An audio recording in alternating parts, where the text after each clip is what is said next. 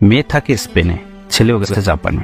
দেশের পাশে থাকার মতো আপনার কেউ নেই, তাই অসহায় বৃদ্ধ বাবা এখন বৃদ্ধাশ্রমে। ইনি হাজী আকসেদ আলী, কুড়িগ্রাম উলিপুরের স্বনামধন্য হাজীবাড়ির একজন প্রতিষ্ঠিত 5 সন্তানের এই জনকের অর্থবৃত্তির অভাব নেই, কিন্তু শরীরের এক পাশ বিকল হয়ে যাওয়া অসুস্থ বাবার সেবা করার দায়িত্ব কেউ না নিলে শেষ বয়সে ভাগ্য তাকেও নিয়ে এসেছে বৃদ্ধাশ্রমে। আমরা হলাম 5 ভাই, আমরা 5 ভাইয়ের 5 ভাই হাজী, 5 ভাই হাজী।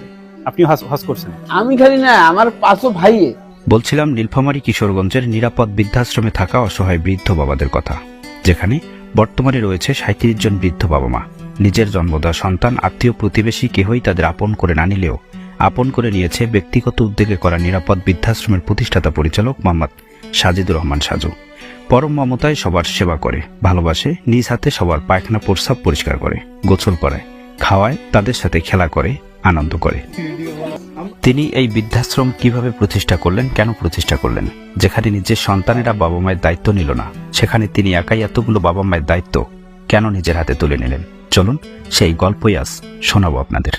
জানিয়ে রাখি, কিশোরগঞ্জ বাজার থেকে বৃদ্ধাশ্রমের দূরত্ব খুব বেশি নয়, পায়ে হেঁটে আসলেও 4-5 মিনিটেই আসতে পারবে। বড় মমতায় নিজ হাতে বৃদ্ধ বাবাদের গোসল করিয়ে দিচ্ছেন সাজুভাই। বৃদ্ধাশ্রমে অনেকেই প্রতিবন্ধী, অসুস্থ, কেউ কানে শোনে না, কেউ দেখতে পায় না, কারোর হাত পা অচল, হুইল চেয়ারে কিংবা বিছানাতেই তাদের থাকতে হয় সবসময়। উঠে পায়খানা প্রস্রাব করার অবস্থাও তাদের নেই। সাজুভাই নিজেই ঘৃণাহীনভাবে নিয়মিত তাদের সেবা করে যাচ্ছে।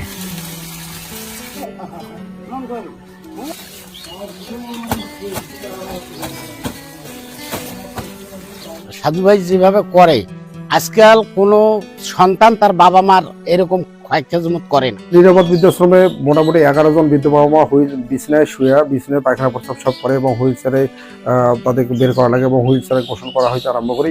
সেবার কাজ বা পরিশ্রম কর্মীর কাজ অথবা সুইপারের যে দায়িত্ব আছে, এটা আমি নিজে পালন করি এবং আমি বৃদ্ধ বাবাদের গোসল করা হইতে আরম্ভ করি, পায়খানা প্রস্রাব মলমূত্র আমি সব নিজেই পরিষ্কার করি।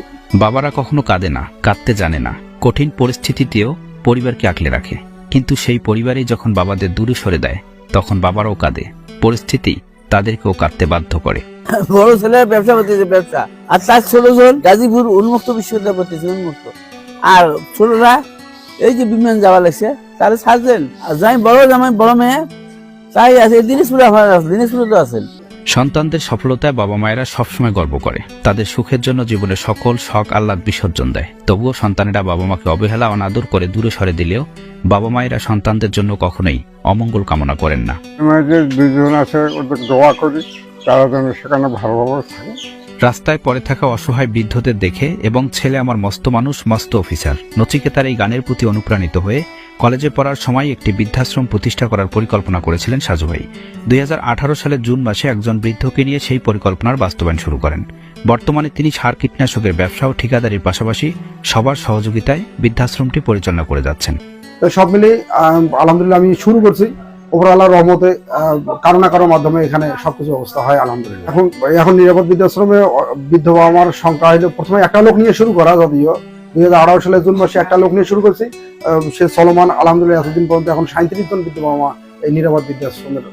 নিরাপদ বৃদ্ধাশ্রমে এ পর্যন্ত বৃদ্ধ মারা গেছে 37 জন, আর আমার প্রায় 56 জনের মতো তাদের পরিবারের কাছে আমি ফেরত দিয়েছি। এখন অবস্থান করতেছে 37 জন। আমার এখানে বেশ অনেকগুলো বাবা ছিল, যে মূলত বলছিল একটাই কথা, সেটা যে আমার যদি বাবা তুমি এখানে না রাখো, আমি আসলে এখান থেকে বের হলে আমি আত্মহত্যা করবো। আসলে আমার এই দুনিয়াতে থাকার কোনো জায়গা নেই। মানে সন্তানের প্রতি যে অবহেলা বৃদ্ধ বাবা মা, যখন এইটা জিনিস তুলে ধরে, তখন আমি 7-7 বছর তাকে থাকার জায়গা দিয়ে, এখানে সারা বাংলাদেশের বিভিন্ন প্রান্ত থেকে লোক আছে। আর রাস্তায় পড়ে আছে, কোনো খবর পাওয়ার সাথে সাথে আমি অবশ্য দ্রুত সেখানে চলে যাই এবং সেখানে চলে যাওয়ার পরে সেই বৃদ্ধ বাবাকে নিয়ে আসি প্রাথমিক চিকিৎসা, মেডিকেলে করাই, যখন যেভাবে চিকিৎসা চলে। আসলে সবার সহযোগিতায় এই প্রতিষ্ঠান চলছে। আল্লাহ কারো না কারোর মাধ্যমে এই প্রতিষ্ঠান চালায় এবং উপর আল্লাহ আমাকে সুস্থ রাখছেন বিধায় আমি কিন্তু বিধবা বাবার খেদমত করতেছি।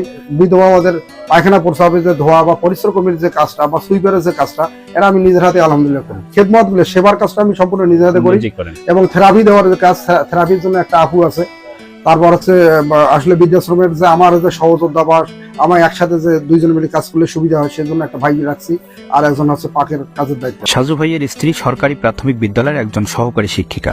শুরুতে স্বামীর এসব কাজে সমর্থন না থাকলেও এখন তিনিও চাকরি, সংসারের পাশাপাশি স্বামীর পাশে থেকে বৃদ্ধাশ্রমের সকল কাজে সহযোগিতা করেন।